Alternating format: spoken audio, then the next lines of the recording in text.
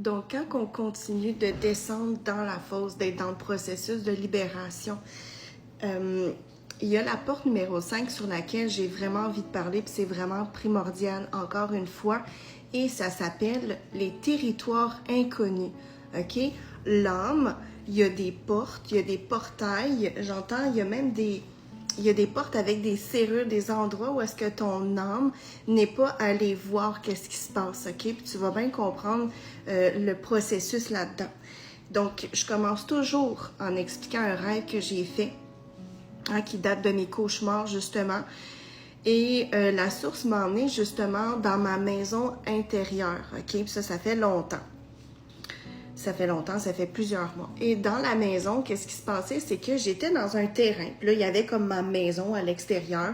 Et le terrain, c'était sale. Par terre, il y avait des os, il y avait de la boîte. Il faisait noir. Tu sais, une maison qui est comme abandonnée, qui est toute en train de tomber en miettes, justement. C'est sale, c'est pas beau. Ce n'est pas propre, justement. Et pendant des mois et des mois, c'est ce que je faisais, OK? Je rêvais que j'allais dans des maisons délabrées, dans des maisons hantées, OK? Puis c'est pas le hanté, justement, c'est pas, comment je pourrais dire ça? La source m'envoie des symboles, OK? Puis c'est vraiment pour que tu comprennes, justement, que ton intérieur, ton âme, il y a une maison intérieure aussi, puis ça se peut que ça n'a pas été nettoyé, OK? Donc, à chaque fois que j'entrais dans une pièce, c'était noir. Puis dans ce rêve-là, viens ici, Simba. Il y avait mon chat Simba. Wouhou! OK. Wouhou! Ce chat-là, que j'essaie de montrer, mon chat roux. Puis dans le rêve, justement, il était malade. Il était dans un coin. Il y avait plein de... Comment je pourrais dire ça? Des gales et tout ça, puis dans le rêve, ben j'avais pas l'argent, je pouvais pas le sauver, puis je capotais parce que j'étais dans une maison, c'était sale, j'avais les pieds nus, et je savais pas quoi faire, je demandais de l'aide, puis il y avait personne.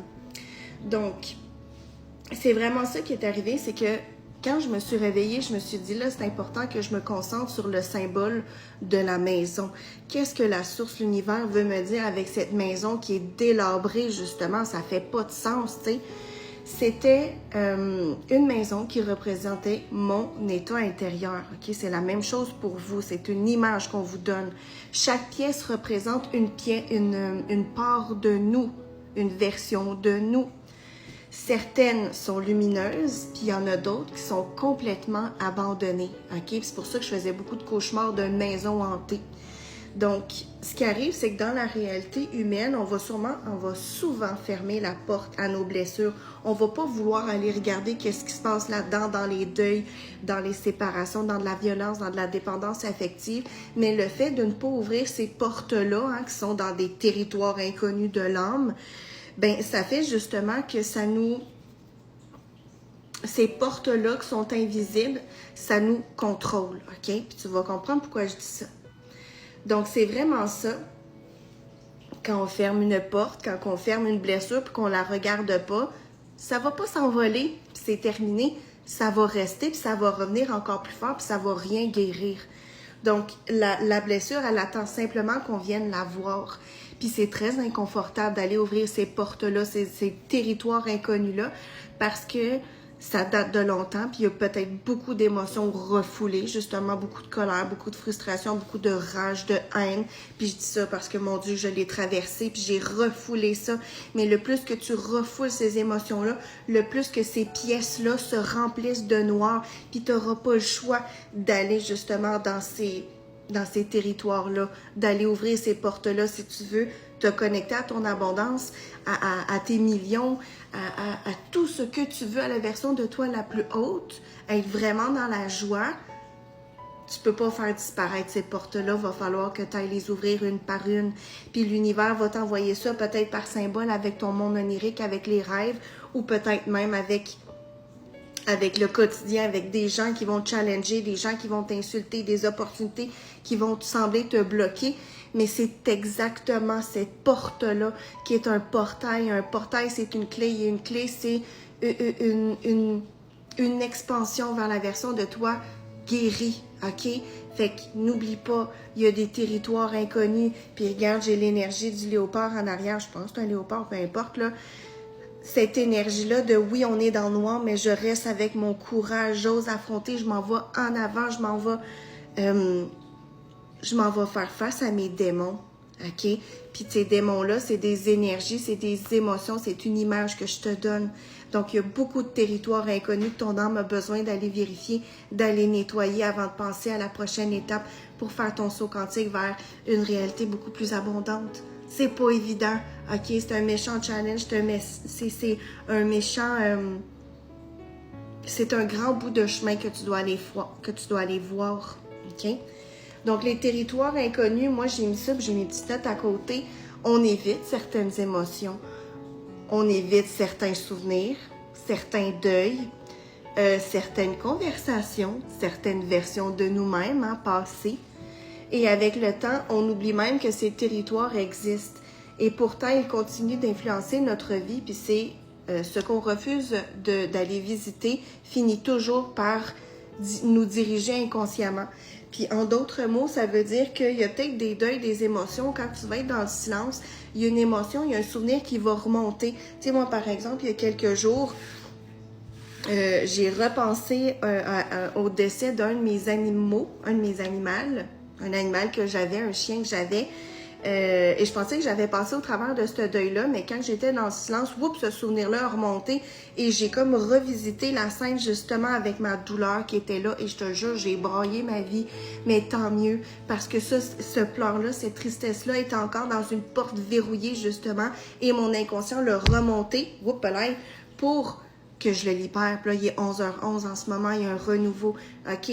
Fait que s'il y a des souvenirs qui remontent, s'il y a des conversations qui remontent dans ta tête, tu peux rejouer la scène parce qu'il y a une émotion qui veut sortir, qui veut être vue. Puis c'est comme ça que cet espace-là va être nettoyé. C'est comme ça que tes pièces de ta maison intérieure vont être nettoyées.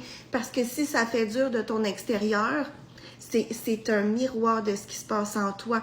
Fait que n'oublie pas qu'il y a le symbole de ta maison intérieure, comment ça se passe en toi. Donc, qu'est-ce que Simba représentait? Hein? Tu sais, tantôt, je t'ai dit que mon chat, il était tout attaqué et tout ça, il était pas tout beau, je pouvais pas l'aider.